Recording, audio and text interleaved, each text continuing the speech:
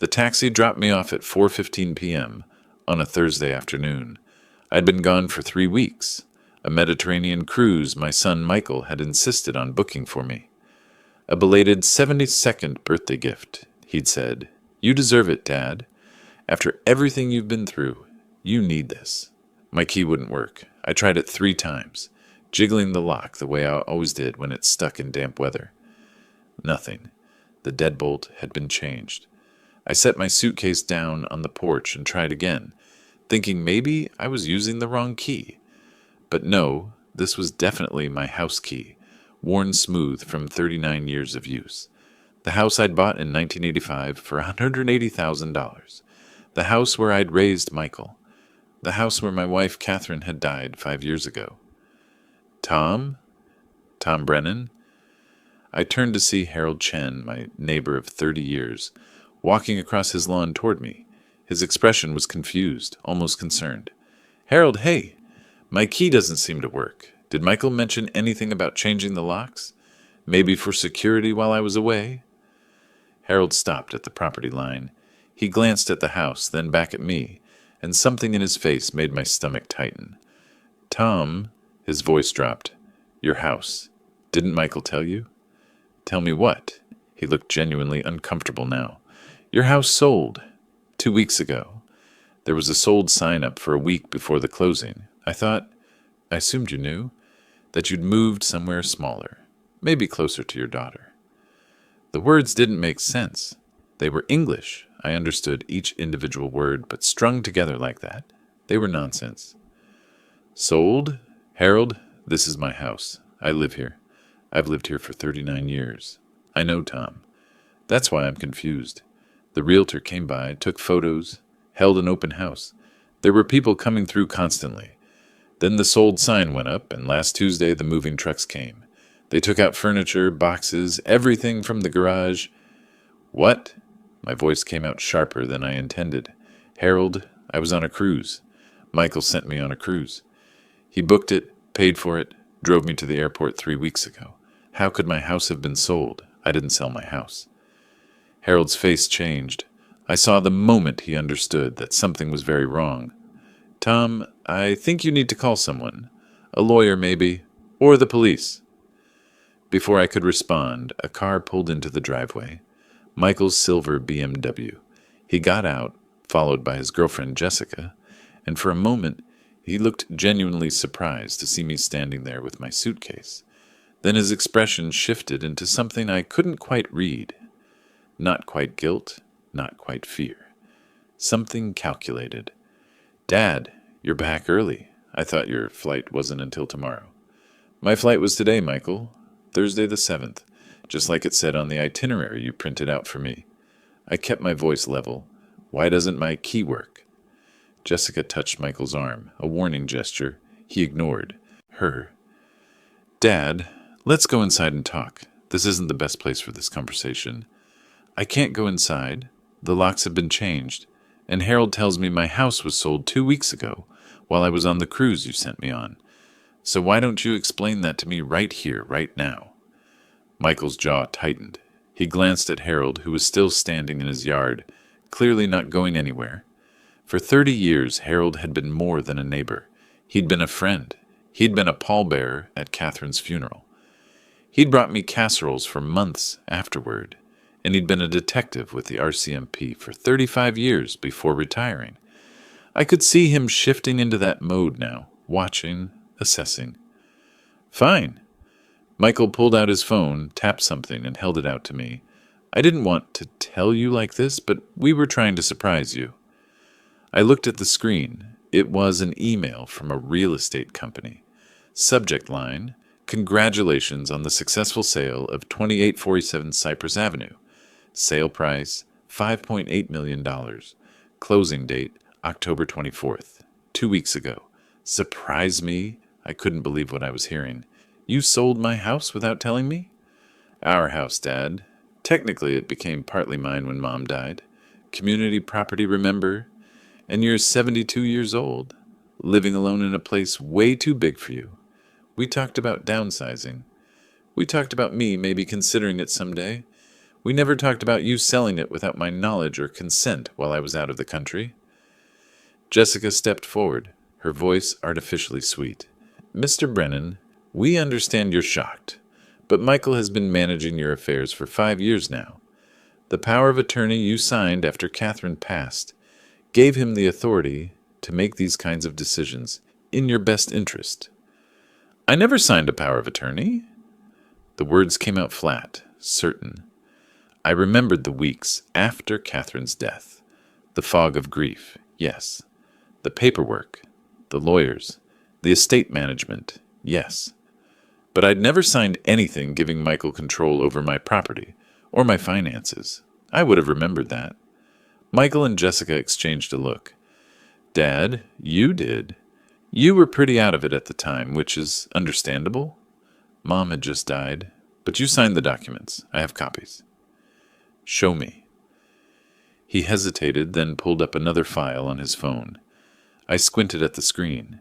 It was a power of attorney document, dated 3 weeks after Catherine's funeral. The signature at the bottom looked like mine, but something about it was off. The capital T in Thomas was wrong. I'd broken my right hand in 1994, and ever since, I'd compensated by making that T with a distinctive hook at the top. This signature didn't have it. "This isn't my signature." "Dad, this is not my signature, Michael." I pulled out my wallet, extracted my credit card, and held it up next to the phone. "Look at the signature on my card. Look at this document. They're not the same." Harold had moved closer now, looking over my shoulder at the phone screen. His 35 years as a detective weren't for nothing. I saw his eyes narrow. "Michael," Harold said quietly, "that's a pretty serious discrepancy." Michael's face flushed. He signed it. Maybe he was having a bad day, maybe his hand was shaking, but he signed it. And regardless, the house is sold. The money's been transferred. It's done. "Where's the money?" I asked. The shock was wearing off now, replaced by something colder. "If you sold my house for $5.8 million, where's the money?" Another look between Michael and Jessica. This one lasted longer. "Well, there were some outstanding debts we needed to handle first. The mortgage on the house was paid off in 1999. Property taxes, estate fees, legal costs." "How much, Michael? How much of my $5.8 million is left?" Silence. Jessica broke first. "We had some financial obligations. Michael's business has been struggling, and we've been carrying debt for years. Almost $900,000 in debt, Tom. Credit cards, business loans, a mortgage on our condo that was underwater. We couldn't keep drowning like that." I couldn't speak. The numbers were too large, the betrayal too enormous. "You paid off your debts," I finally said, my voice barely a whisper. "With my money, from selling my house, without my permission." "You would have said no?" Michael's voice rose, defensive. "You would have said no, and we would have lost everything. I'm your son. Don't I deserve something after everything Mom and I did for you? All those years of—" "Get out." "What?" "Get out of my driveway. Get away from my house. I'm calling the police." "It's not your house anymore, Dad. It belongs to Mr. and Mrs. Liu now. A nice couple from Hong Kong. Paid cash. Very excited about the property. And you know what? They close next week, so you need to figure out where you're going to live because you can't stay here." The words hit like physical blows. Not your house anymore. Where you're going to live. "Actually," Jessica added, and her smile made my skin crawl, "we already figured that out for you. We found a really nice assisted living facility, Van Nuys Care Center. It's only $4,200 a month, and they have activities, meals included, a nurse on staff. We've already paid the first month's deposit." I stared at my son, at this man who I'd raised, who I'd coached in Little League, who I'd put through university, whose mother had died loving him with her whole heart, and I didn't recognize him. "You're putting me in a home." "We're making sure you're taken care of," Michael said. "At your age, living alone isn't safe anymore. This way you'll have supervision, medication management, social activities." "I don't need supervision. I don't need medication management. I ran a marathon last year. I volunteer at the community center twice a week. I'm 72, not 92. Dad, be reasonable. Harold, I turned to my neighbor. Can I use your phone? I need to make some calls. Of course. Harold's voice was tight. He was looking at Michael the way I'd seen him look at suspects during his detective days. Tom, you're welcome to stay with us tonight. Beth would love to have you. Thank you. I picked up my suitcase and walked across the lawn to Harold's house. Behind me, I heard Michael call out, Dad, don't do anything stupid. The sale is final. You can't undo this. I turned back to face him. Michael, I want you to think very carefully about what you've done. And I want you to remember that your mother spent 2 days making you a robot cake for your 8th birthday, because that's what you wanted. She stayed up until 3 a.m. getting the details right, because she loved you that much. His face went pale. I'm not doing anything stupid, I continued. I'm doing something I should have done 5 years ago. I'm protecting myself. From you. Inside Harold's house, Beth immediately set about making tea, while Harold handed me his phone. I had 3 calls to make. The first was to my daughter Rachel in Vancouver. She answered on the second ring. Dad? Is everything okay? Rachel, I need you to listen to me very carefully. Don't interrupt until I'm finished. I told her everything. When I finished, there was a long silence. That son of a bitch, she finally said, her voice shaking with rage. Dad, I'm getting on the next flight. I'll be there by tonight. You don't need to. Yes, I do. He's been keeping me away from you for 5 years, always saying you needed space, that too many visitors tired you out. I thought I was being respectful. He was isolating you. The pieces clicked together. Rachel and I used to talk weekly, sometimes daily. After Catherine died, those calls had gradually decreased. Michael had always had an excuse. Dad's resting. Dad's having a rough day. Dad said he'd call you back later. And I'd been so deep in grief, I hadn't noticed the pattern. I'll text you my flight details, Rachel said. Don't sign anything. Don't agree to anything. And Dad, get a lawyer. Now.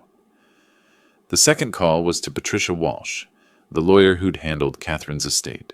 She'd semi-retired since then, but she answered her cell phone. Tom Brennan, she said warmly. I was just thinking about you the other day. How are you? Patricia, I need your help. I came home from a trip today to find my house has been sold without my knowledge or consent. My son claims I gave him power of attorney, but I never signed any such document, and he spent most of the money paying off his own debts. The warmth drained from her voice, replaced by sharp professional focus. How much are we talking about? $5.8 million. Jesus Christ. Tom, where are you right now? At my neighbor's house. Stay there. Don't talk to your son. Don't sign anything he puts in front of you. I'm calling in a favor from a colleague who specializes in elder financial abuse. Her name is Jennifer Chen, and she's brilliant. Can you meet us at my office tomorrow morning, 8 a.m.? I'll be there. And Tom, start documenting everything. Every conversation, every transaction you can remember, every document he's shown you. We're going to need it all. The third call was to the Vancouver Police non-emergency line. I reported what had happened, the forged power of attorney, the unauthorized sale, the theft of proceeds. The dispatcher took down all my information and said a detective would contact me within 24 hours. By the time I finished the calls, it was after 6 p.m. Harold and Beth had set up their guest room for me. Rachel had texted that she'd be on the 9:15 p.m. flight, arriving at midnight. Tom, Harold said, setting a mug of tea in front of me, in my 35 years with the RCMP, I saw a lot of elder abuse cases, financial exploitation by family members. It's more common than people think. I never thought it would be my son. It's always the people we trust the most. That's what makes them so dangerous. He paused. That power of attorney document he showed you? That's forgery. And selling your house without your actual consent? That's fraud. We're talking serious criminal charges here, not just civil court. He's my son, Harold. If he goes to prison. He made his choices, Tom. Every forged signature, every dollar he took, every lie he told you. Those were his choices, and choices have consequences. I thought about Catherine, about how she'd loved Michael with a fierce, protective love, how she'd defended him against any criticism, celebrated every achievement, worried over every setback. What would she think if she could see him now? I knew the answer. She would have been devastated, but she also had a spine of steel beneath her kindness. She wouldn't have let him get away with this. Neither would I. I looked at Harold. I want to fight this. All of it. I want my house back, my money back, and I want him held accountable. Harold nodded slowly. Then that's what we'll do. Beth and I will help however we can. You've got Rachel on her way. You've got lawyers meeting you tomorrow. You've got the police involved. And Tom? You've got something else. What's that? He smiled grimly. You've got me. And I know every detective in the fraud unit personally. We're going to make sure your son regrets the day he thought he could steal from his own father. I picked up my tea, my hands steadier now than they'd been since stepping out of that taxi 4 hours ago. Michael thought he'd won.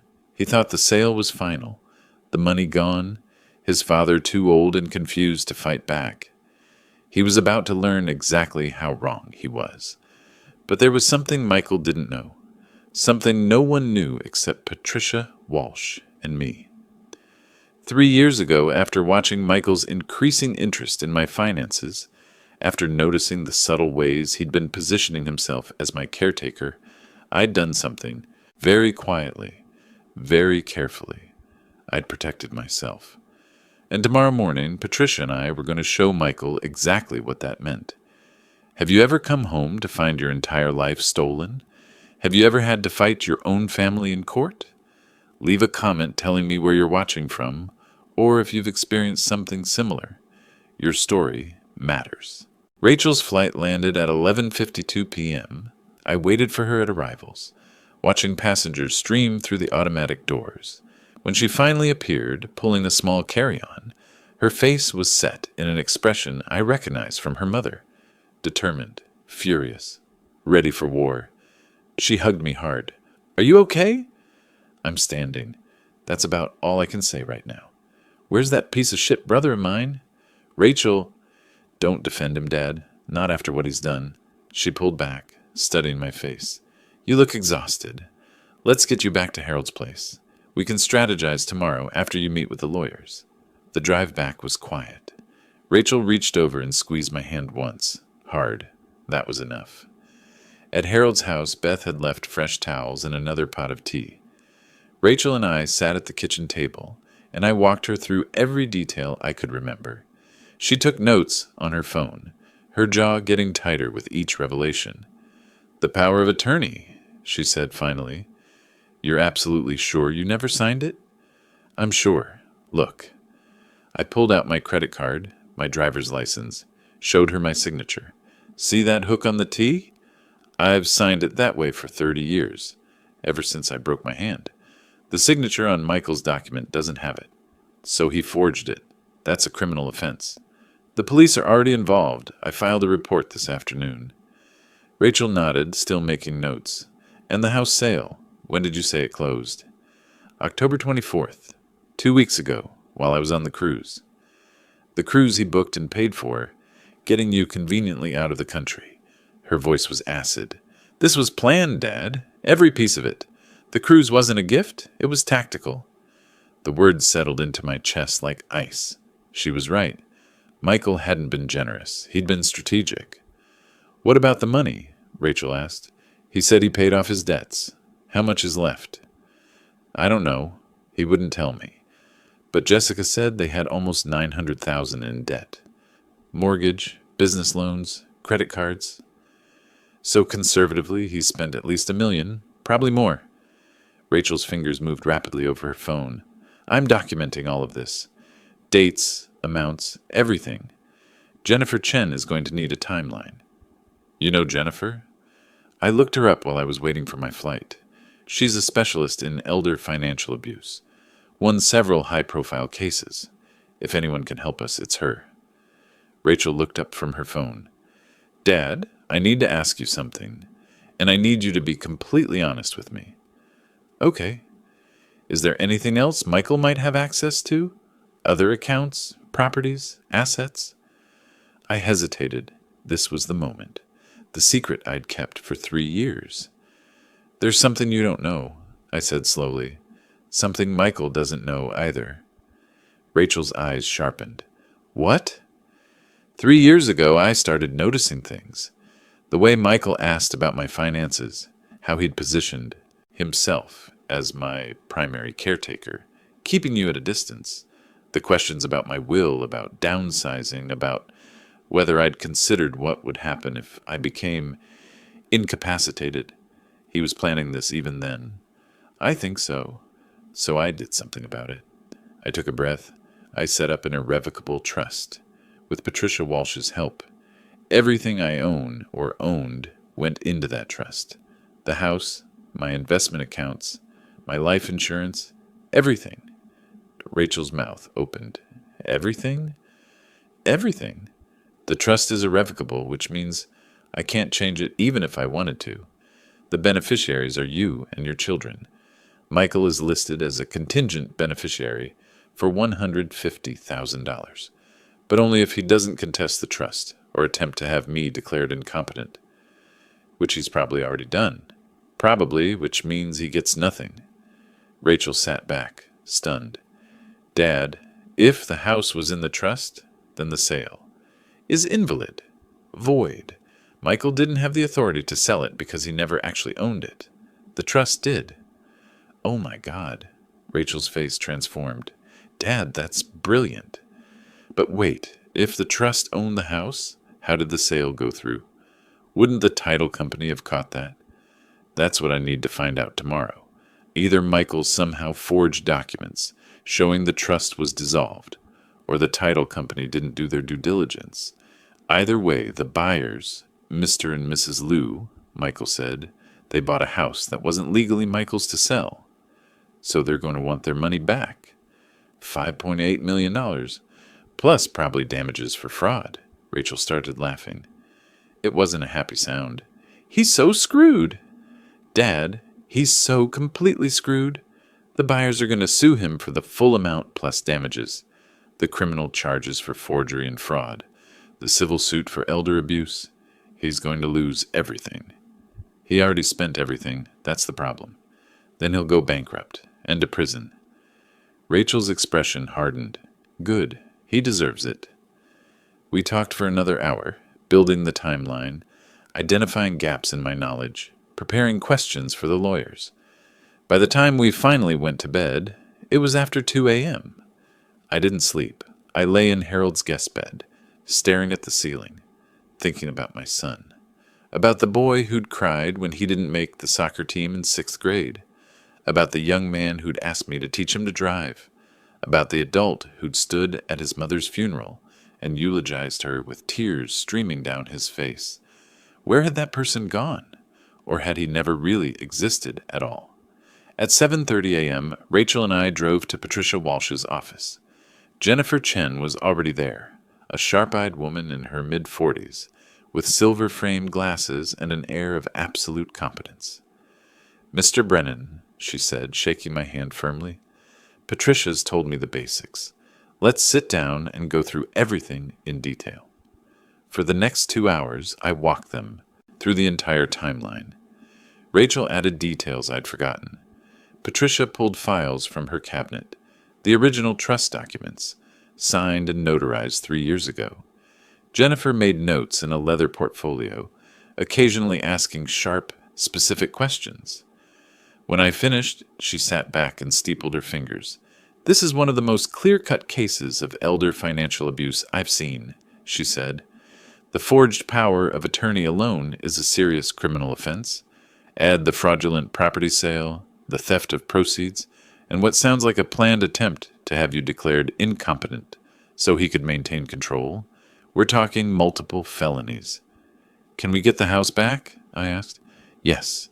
The sale is void because the property was held in trust. Your son had no legal authority to sell it. The title company should have caught this, which means they may also be liable. She flipped through her notes. The buyers, Mr. and Mrs. Liu, are innocent third parties. They'll get their money back from the title insurance company, and then the insurance company will go after Michael for restitution. What if he doesn't have the money? Then they'll seize whatever assets he does have, garnish his wages, and pursue collection for years if necessary. Plus, he'll face criminal prosecution. Jennifer looked at me directly. Mr. Brennan, I need to be very clear with you about something. If we pursue this fully, and I recommend we do, your son is going to prison. The evidence is overwhelming. He's looking at multiple years, possibly a decade. My throat tightened. He's my son. He's a thief who targeted you at your most vulnerable, after your wife died, while you were grieving. Her voice wasn't unkind, but it was firm. I've seen this before. Adult children who feel entitled to their parents' money, who convince themselves they deserve it, or that their parents don't need it, or that they're somehow owed it for the inconvenience of their childhood. It's one of the cruelest forms of abuse, because it exploits the one relationship that should be safe. Rachel reached over and took my hand. Dad, this is Michael's fault, not yours. You didn't do this to him. He did this to himself. Patricia cleared her throat. Tom, there's something else you need to know. Jennifer pulled Michael's court filings this morning. The petition to have you declared incompetent. It was filed 3 weeks ago. There's a hearing scheduled for December 18th. That's less than 3 weeks away. Yes.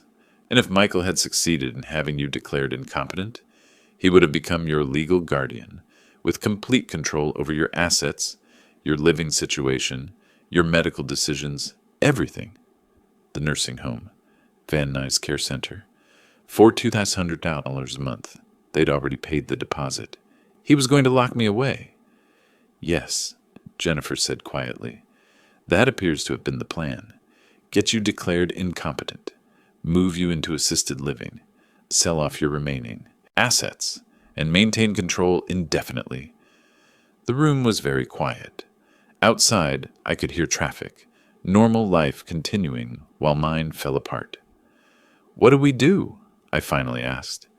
Jennifer leaned forward. First, we file an emergency motion to dismiss the incompetency petition. I'll get that filed today. Second, we contact the buyer's lawyer and inform them the sale is invalid. Third, we file a police report with the fraud division, more detailed than the initial report you made yesterday. Fourth, we get a restraining order, preventing Michael from contacting you or accessing any of your accounts. And fifth, we file a civil suit for fraud, theft, and elder abuse. How long will this take? The criminal case? Months? Possibly a year or more. The civil case could be even longer, but the emergency motions, dismissing the incompetency petition, voiding the house sale, getting the restraining order, those can happen within days. Rachel squeezed my hand. We're doing this, Dad. All of it. I looked at Patricia, who'd been my lawyer for 20 years, who'd helped Catherine and me plan our retirement, who'd held my hand through the estate paperwork after Catherine died, who'd helped me set up the trust when I first started worrying about Michael. You tried to warn me, didn't you? I said. 3 years ago, when I came to you about the trust. Patricia's expression was sad. I didn't want to believe it. He's your son, but yes, I was concerned. The questions he was asking, the way he'd inserted himself into your financial life, it raised red flags. Why didn't you say something more directly? Would you have believed me back then before any of this happened? She was right. 3 years ago, I would have defended Michael, insisted she was wrong, maybe even fired her as my lawyer. The trust, I said. That was your idea, wasn't it?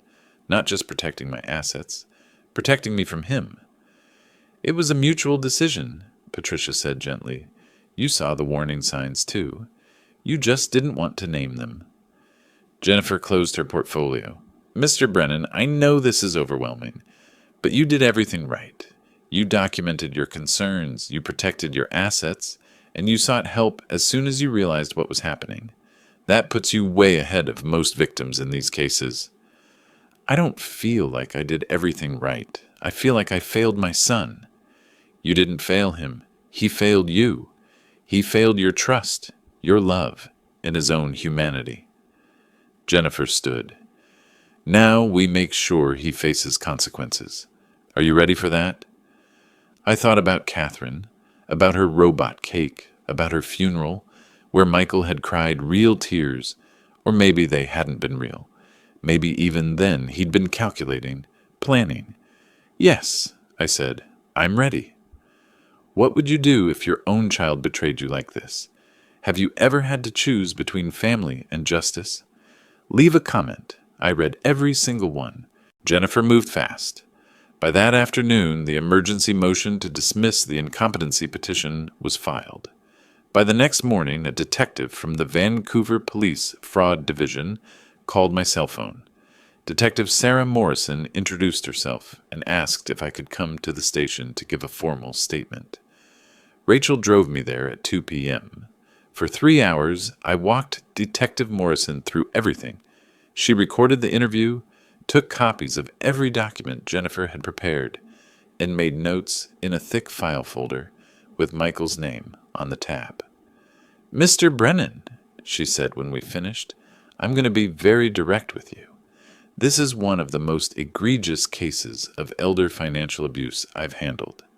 The forged power of attorney, the fraudulent sale, the theft of proceeds. We're talking about serious prison time. Years, not months. I understand. I need to ask, are you prepared to testify against your son in criminal court? I looked at Rachel, who nodded once. Yes, I said, I am. Detective Morrison closed the file. Good, because we're going to need your testimony. I'll be in touch within 48 hours after I interview some other parties.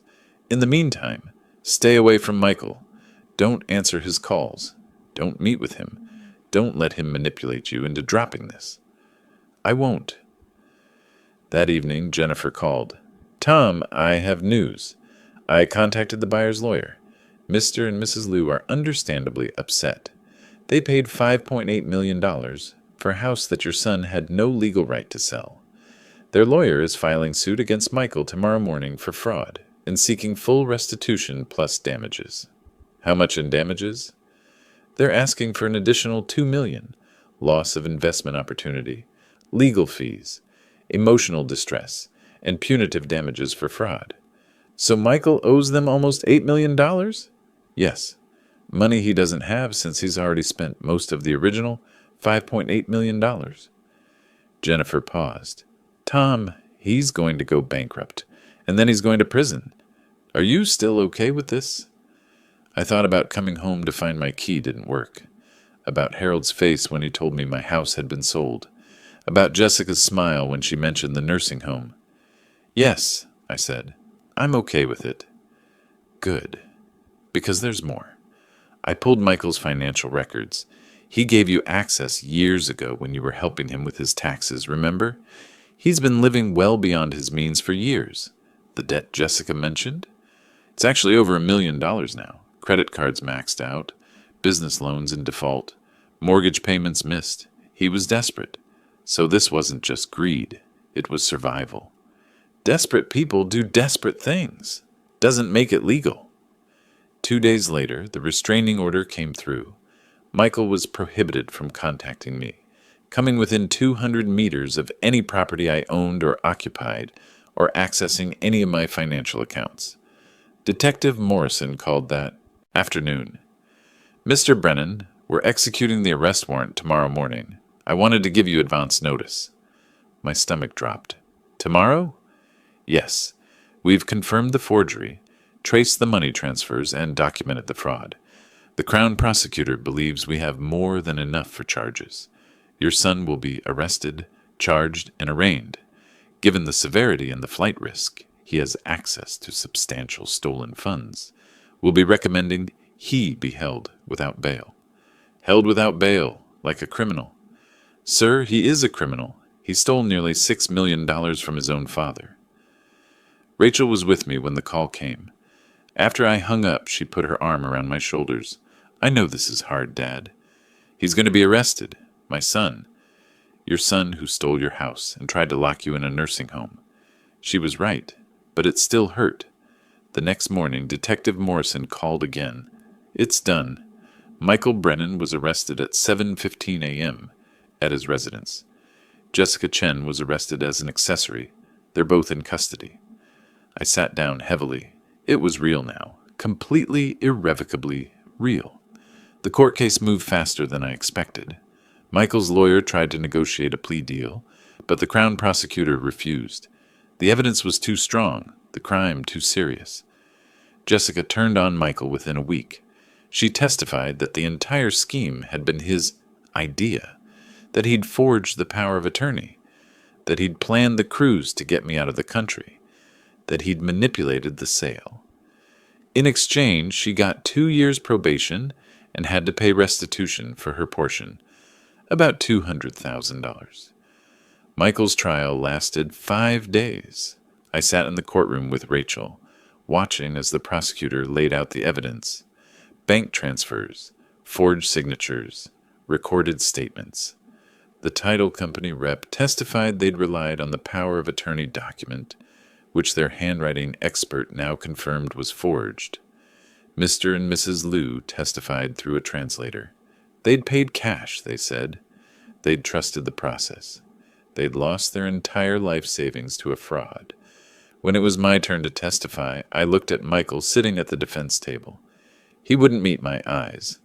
The prosecutor asked me to identify the signature on the power of attorney. "It's not mine," I said clearly. "My son forged it." Michael's lawyer tried to suggest I was confused, grief-stricken, possibly experiencing cognitive decline. Jennifer objected immediately, and the judge sustained it. My cognitive evaluation, ordered by the court, had come back perfect. I was of completely sound mind. The jury deliberated for 6 hours. Guilty on all counts. Forgery, fraud over $5,000, theft, elder abuse, attempted extortion. Michael's face crumpled. His lawyer put a hand on his shoulder. The judge scheduled sentencing for 2 weeks later. Rachel and I attended that too. "Mr. Brennan," the judge said, looking at Michael, "you targeted your own father at his most vulnerable point. You exploited his grief, forged legal documents, and stole nearly $6 million. You attempted to have him declared incompetent so you could maintain control of his assets. This court finds your actions unconscionable. The sentence is 8 years in federal prison, full restitution of $5.8 million plus damages, and a lifetime prohibition from serving as anyone's power of attorney or legal guardian." 8 years. Michael would be 54 when he got out. They led him away in handcuffs. At the last moment, he looked back at me. I couldn't read his expression. I wasn't sure I wanted to. 6 months later, I'm sitting in my house, my real house, the one I bought in 1985. The sale was voided. Mr. and Mrs. Liu got their money back from the title insurance company, plus damages. The insurance company is pursuing Michael for restitution, but he declared bankruptcy from prison. Rachel visits every other weekend now. We're closer than we've been in years. I sold the house last month.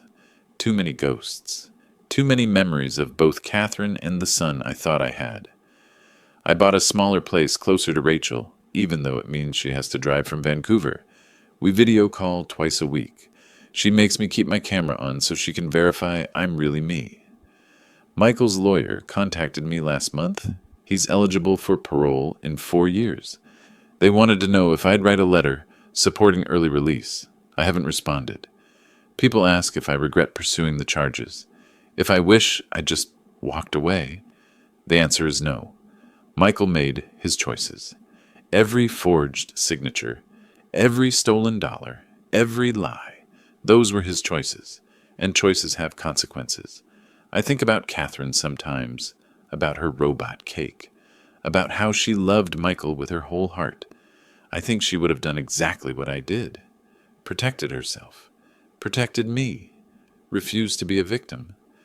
The hardest part isn't the money or even the betrayal. It's the loss of the future I imagined. Grandchildren, holidays, family. But I have Rachel now. Closer than we've been in years. I have my independence, my dignity, my home. And I have the security cameras still installed, still recording. Not because I'm paranoid, because I learned the hardest way possible that trust, once broken, requires verification to rebuild. I'm 72 years old, my son is in prison, my house is sold, my wife is gone, but I'm still here, still independent, still in control of my own life. Michael tried to take that from me, and he failed. That has to be enough. Subscribe if this story meant something to you. Hit the like button, share it with someone who needs to hear it, and leave a comment telling me where you're watching from, or if you've experienced something similar. Your story matters, your dignity matters, and it's never too late to fight for both.